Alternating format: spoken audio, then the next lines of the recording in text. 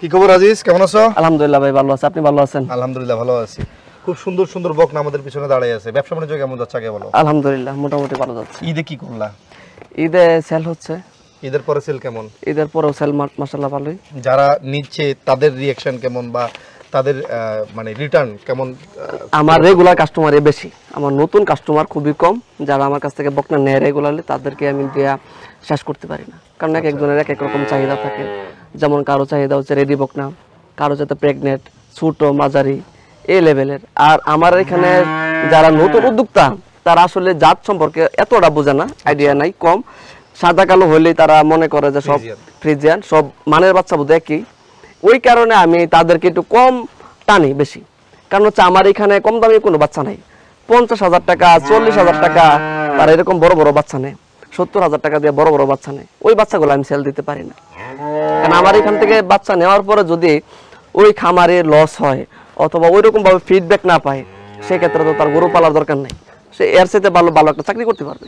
আর আমার এখান থেকে যদি বকনা নেয়, বকনা নেওয়ার উদ্দেশ্যই হলো যে সে খামার করবে। এই বকনা তার একটা স্বপ্ন, তার খামারটা একদিন বড় করে দেবে ইনশাল্লাহ। সে যদি ভালোভাবে খামার পরিচালনা করে, বকনাকে যদি ভালোভাবে ট্রিটমেন্ট করে, খাবার দাবার দেয়, তাহলে আমি আশা করি প্রত্যেকটা বকনাই আলহামদুলিল্লাহ ভালো রেজাল্ট দিবে। আর যদি ভালো পার্সনের বকনা নিয়ে যদি ওই সকালে চা নাস্তা করায়, বিকালে ওই জেলখানার খাবার দেয়, তাহলে তো হবে না। ভালো খাবার দিতে হবে। আচ্ছা, তো এই যে বকনাগুলো তোমার কাছে আছে, এগুলো তুমি মানে কিভাবে সংগ্রহ করো, কোথা থেকে সংগ্রহ করো? এগুলি আমার বিভিন্ন খামারের বাচ্চা।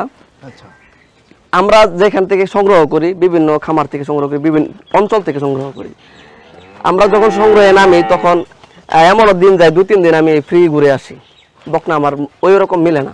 যেমন যেখানে প্রায় 8-10 দিনের কালেকশন, প্রায় 8-10 দিনে আমার এই বাচ্চাগুলো আমি কালেকশন করছি। আবার দেখা যায় যদি ওই রকম কোয়ালিটি আমি নিতাম, তাহলে আমার একদিনে অনেক বকনা চলে আসতো, এক গাড়ি লোড করা যেত। তা আমার ওই রকম কিছু নাই। আর আমি সংগ্রহ করি 1-2টা করে, মানে ভালো ভালো যে কালেকশনগুলো আছে আমি রাখতে চেষ্টা করি। যারা অভিজ্ঞ খামারি তারা দেখলেই বুঝবে। আচ্ছা, আমরা কিভাবে বুঝবো যে ভালো বকনা কি, বা তুমি আসলে বকনাগুলো সংগ্রহ করার সময় কিভাবে করো, কিভাবে বুঝো যে এই বকনাটা ভালো, এটা ভালো দুধ দিবে, কিভাবে বুঝো এটা? আসলে এখন মানে ইউটিউবের যুগ, ফেসবুকের যুগ, তো এখন ঘরে ঘরে অ্যাভেলেবেল বিশেষজ্ঞ হয়ে গেছে, গরু জাত সম্পর্কে বিশেষজ্ঞ হয়ে গেছে। এখন আমি যদি বলি এইটার কাউন্টার দিতে আসবে হলো 50 জন লোক, কিন্তু এরা আসলে গরু পালে বা কি করে তা আমি জানি না। তবে আমি যতটুকু দেখি, যা আমি বিশ্লেষণ করি, যেভাবে গরু কিনি সেটা আমি বলতে পারবো। আচ্ছা, তোমার ধারণা থেকে একটু বলো। এই যে প্রথমে যে বড় বাচ্চাটা, এটি একটি বকনা, তার বয়স হচ্ছে 14-15 মাস। তোমার পছন্দ করে না? না, পছন্দ করে না বলতে এটা কোনো সময় করতে পারিস না। আচ্ছা, আজকে প্রথম। আমি যেদিন আনছি তারপরে তেও করে, খামারতে ওরা বার করে নাই। এই বাচ্চাটা আপনার দেখেন, তার গলা দেখেন, তার গলাটা মানে একটা ভালো মানের, ভালো পার্সেন্ট কোয়ালিটিফুল বকনা চিনতে যা যা লাগে সবই তার ভিতরে আছে। তার গলা দেখেন, কান দেখেন, মাথাটা, তারপরে তার ঠ্যাং। অনেকে বলে নাভি থাকলে সমস্যা, আসলে ভালো পার্সেন্টের মধ্যে নাভি থাকলে সমস্যা কি আমি জানি না, এটা আমি বলতে পারবো না। তার মান্দাটা দেখেন, উলানটা দেখেন, গাবিটা অনেক উঁচা, অনেক মানে গাবিটা অনেক উঁচা, অনেক বড়। তারপর এটা ভালো বড় জাতের একটা গাবি হবে ইনশাআল্লাহ, মাশাআল্লাহ। আচ্ছা, আমরা প্রথমটা থেকে দেখি। হ্যাঁ, প্রথম যেটা আছে যে লাল রঙের, এটা কি জাতের? এটা জার্সি একটি বাচ্চা। আচ্ছা, জার্সি কিভাবে বুঝবো? শুধু কি লাল রঙের জন্য জার্সি বুঝবো নাকি আরো কোনো বৈশিষ্ট্য আছে? আমি এই প্রথম মনে হয় আমি যে আমার ইয়াতে খামারে আমি একটা ভিডিও করতেছি যে আমার একটা জার্সি বাচ্চা আছে। এর আগে কখনো আমি জার্সি বাচ্চা আমি এইভাবে করিনি, হাইলাইট করি নাই।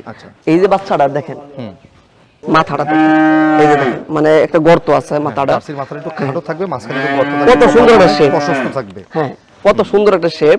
তারপর এই যে দেখেন তার মান্দাটা দেখেন, মানে কতটা পাশ, কতটা ভারী।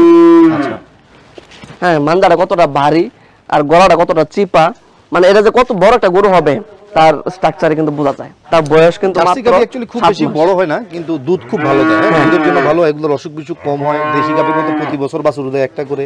হ্যাঁ, ডেয়ারি ফার্মের জন্য সবচেয়ে উপযুক্ত গাবি আসলে জার্সি। যদিও কেন আমাদের দেশের গভর্নমেন্ট জার্সির প্রতি কোনো ইন্টেনশন দিচ্ছে না এটা আমি জানি না। ডেয়ারি ফার্মারে কিন্তু জার্সিটাই সবচেয়ে ভালো।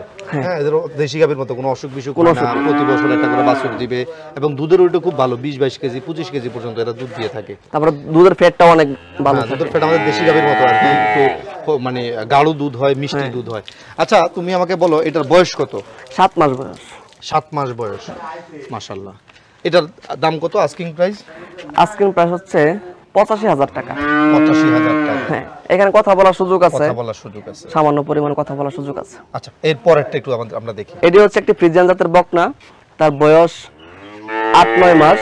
8-9 মাস বয়স। 8-9 মাস, 100% কোয়ালিটিফুল একটি বকনা, যাতে গুণে মানে সেরা, কোয়ালিটিতে খুব ভালো। হ্যাঁ, কোয়ালিটিতে খুবই ভালো। এর আজকের দাম হচ্ছে 95,000 টাকা। বয়স কেমন এটা? 7-8 মাস। 7-8 মাস বয়স। আচ্ছা দাম কত বললা? 95,000 টাকা। আলোচনা করে নাও। আলোচনা করা যাবে। আচ্ছা না, আজকে তোমার বাছুর যেগুলো আছে এখানে প্রত্যেকটা বাছুর একের বাছুর, হ্যাঁ, কোয়ালিটির দিক থেকে মাশাআল্লাহ প্রত্যেকটাই খুবই ভালো হবে বলে আমার ধারণা। যাই হোক 3 নাম্বারটা, এটা আমার ধারণা হইলে হবে না, দর্শকদের ধারণা হইতে হবে। হ্যাঁ 3 নাম্বারটা যেটা আছে এটা একটু দেখি। এটার বয়স হচ্ছে আপনার 8 থেকে 9 মাস হবে। আচ্ছা এটাও মাশাআল্লাহ অনেক ভালো একটি বাচ্চা। তার দাম পড়বে 95,000 টাকা। সেম টু সেম, একই দাম। হ্যাঁ একই দাম, এখানে আলোচনার সুযোগ আছে। আচ্ছা 8-9 মাস 95,000 টাকা দাম। এগুলা দুধের ওয়েট কেমন হইতে পারবে কোনো ধারণা আছে তোমার? মিনিমাম 18-20 লিটার দুধ থাকবে মিনিমাম। আচ্ছা মাশাআল্লাহ, এটা নাকও খুব সুন্দর, সাদা নাক, সাদা কুল, সাদা শিং, হ্যাঁ একবারে সম্পূর্ণ মানে ভালো কোয়ালিটির ফিজিয়ান একটা। আচ্ছা বড় বড় যেই বাছুরটা দেখতে পাচ্ছি এটা সম্পর্কে বলো।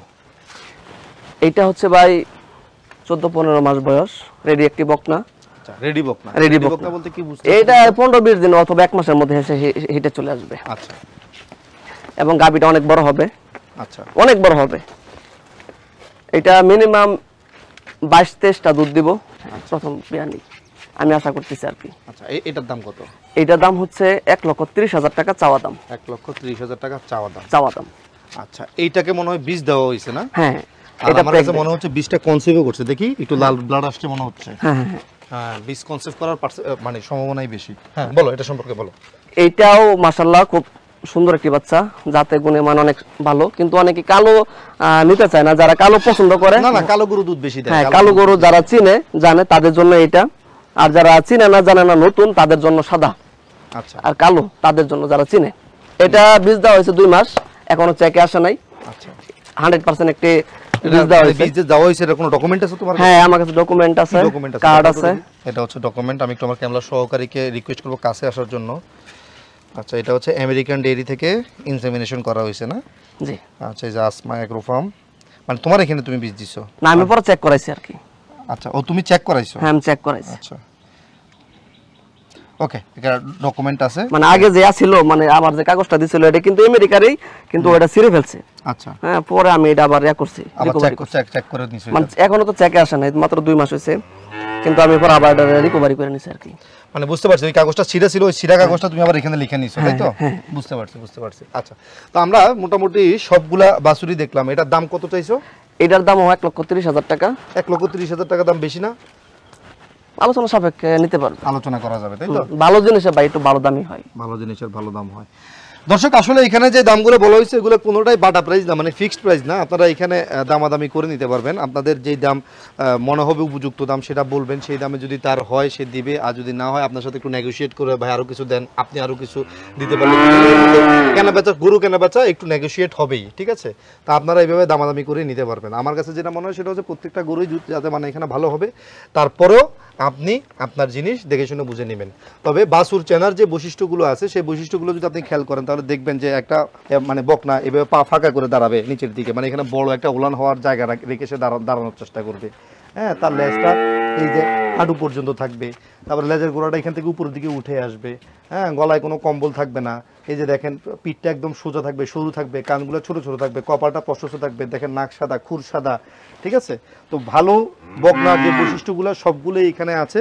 তো আমার কাছে মনে হয় যে আপনারা ভালো জাতের ভালো মানের বকনা দিয়ে যারা গাভী করতে চান, মোটামুটি খামারের মধ্যে 20 কেজি 22 কেজি দুধের গাভী যারা বানাতে চান, তারা এই জাতীয় বকনা দিয়ে কিন্তু খামার শুরু করতে পারেন। তো যাই হোক আজিজ একটু সামনে আসো, আমরা আমাদের প্রতিবেদন শেষ করে ফেলবো।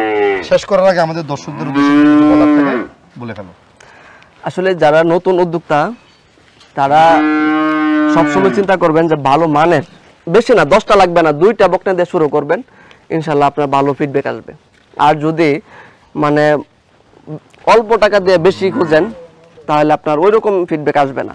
যেমন কম দামি বাচ্চা নিয়ে যদি আপনি খামার শুরু করেন তাহলে এরকম ফিডব্যাক আসবে না। আমি সবসময় বলবো যে আপনার 10টা পালার দরকার নাই, ভালোর ভালো 2টা ভালো, 2টা পালেন, এত অনেক ফিডব্যাক আসবে, ভালো ফিডব্যাক আসবে। তো ঠিক আছে আজিজ, ভালো থাকো, আবার ইনশাআল্লাহ দেখা হবে। জি, আপনিও ভালো থাকেন। আসসালামু আলাইকুম। আসসালাম।